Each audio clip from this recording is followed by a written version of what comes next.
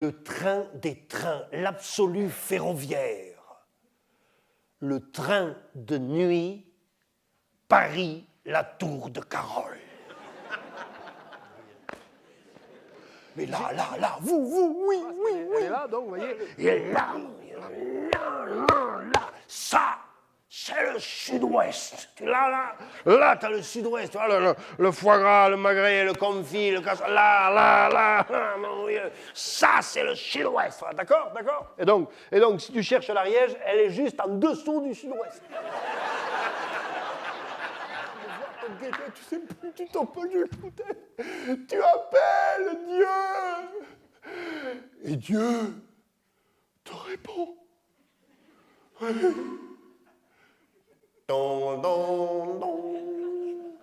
Le train pour la tour de Carole, qui est numéro 6, le train pour la tour de Carole. Ah, ça y est. Monte au baie. Ouais, je monte au baie, je monte à la douche. Pam! Toulouse! J'attendais de la voir. Le premier regard sur elle, ses courbes, comme si ma main pouvait la toucher. Je l'attendais tout vibrant d'amour. La montagne. C'est ce qu'il y a de meilleur. Ah bah oui, la montagne. Et c'est comme ça, pour soigner les poumons de grand-papa, que Paul et Louise ont acheté une vieille ferme là-haut, dans la vallée de Sorate, à 1000 mètres d'altitude, dans l'axe du mont Fourcade, 2001 mètres d'altitude. À Paris. Donc ça dit que tu rêves d'être d'ici. Et sur la carte d'identité, il y a marqué Paris. Puis même pas la banlieue sud, quoi. Tu vois, non, Paris, mon vieux, Paris. Puis c'est temporaire. Pam! Fou. Pas d'ici. Comment ça s'appelle?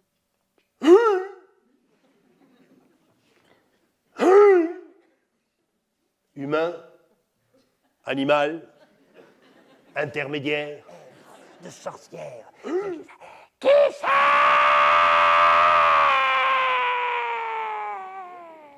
Et le bourreau, ta gueule! C'est un monsieur pour la visite! Il se tourne vers moi et dit, et là, je vous jure, je me suis allongé sur le lit du roi. Eh bien, je vous assure que là, quand j'étais allongé sur ce lit à baldaquin, dans ces nids de poussière, je me suis dit, là, mon garçon, t'es couché sur le lit du roi Henri IV, le lit du comte de Foix. Là, cette fois-ci, tu es d'ici. Et au moment où nous sommes passés devant le couloir noir, là, la voix est qui c'est? Ta gueule! C'est le monsieur de la visite. Je le raccompagne parce qu'il n'est pas d'ici.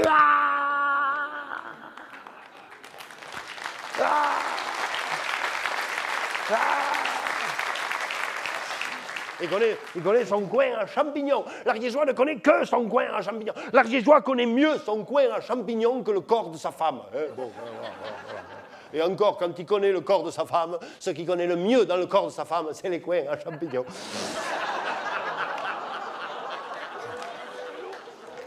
Ça y est, j'ai trouvé.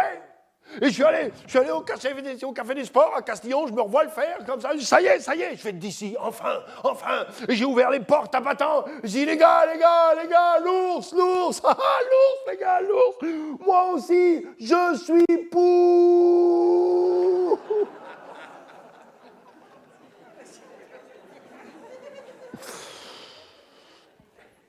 10 ans. J'ai perdu 10 ans. Écoutez, le plan ours a tout prévu. Et si les plantigrades se faisaient trop nombreux dans le biotope forestier, C'est-à-dire, s'il y avait trop d'ours dans la forêt, hein, je dis, bon, ceux qui n'aiment pas ouais, parce que, attends, là, tu sentais qu'à Castillon, tu peux tuer un ours. Et personne ne t'en fera jamais le reproche. Mais le castrer, ça quand même, c'est dégueulasse. Hein. Le vieux, il m'a dit, ici, tu ne peux pas être pour. Si tu dois vraiment dire que tu es pour, tu n'as qu'à dire que tu n'es pas contre. Ils reviennent et puis le cabal le garde serré contre elle dans le bus. Oh, serré. Elles ne le mettront pas dans les soutes. Hein. Oh, non. Dans les soutes, on te le prendrait. Oh, elles ont tort. Parce que dans les bus, à l'époque, il n'y avait pas toujours la climatisation, tu vois. Alors le beurre, il fondait, le sucre, il venait se dissoudre, le café se mélangeait.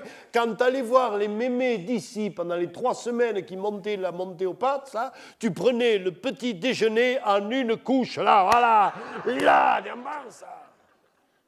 Elle est vivante. On l'a vue courir dans les premières fleurs. Elle est vivante. La folle est vivante, la nue est vivante. Alors là, en 1 heure de temps peut-être, la rumeur gagne toute la vallée. En 1 heure de temps seulement, on se dit que si elle a survécu un hiver entier là-haut dans la neige, elle n'a pas pu survivre seule. Il a fallu qu'elle trouve de la chaleur. Et voulez-vous qu'une femme trouve de la chaleur là-haut dans les montagnes? On dit, on raconte qu'elle est allée se blottir contre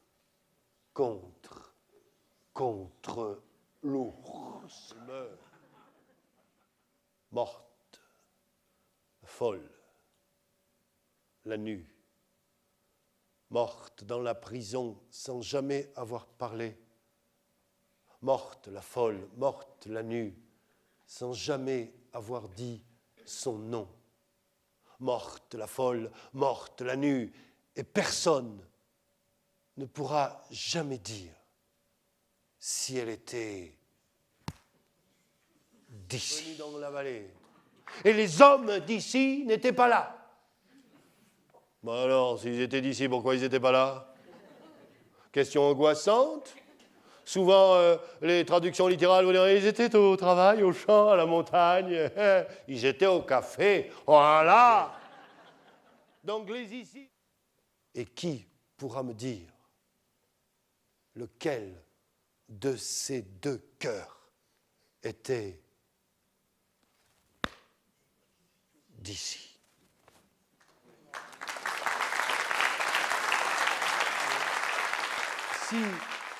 Si pour être d'ici, il faut se foutre à l'eau pour être porté en terre d'Ariège par un maton et un matou, je préfère encore partir au loin, un peu partout sur les terres de France, et leur raconter l'Ariège. L'Ariège et ces châteaux pleins de ronces où vivent des bourreaux qui balaient près des lits improbables. Leur raconter les montagnes où les femmes nues sont tout contre les ours. Leur raconter l'Ariège des petites routes, des chemins improbables, des coins à champignons que l'on ne dira jamais. Raconter tout cela et en leur dire, voyez-vous, bonnes gens, je suis de là-bas.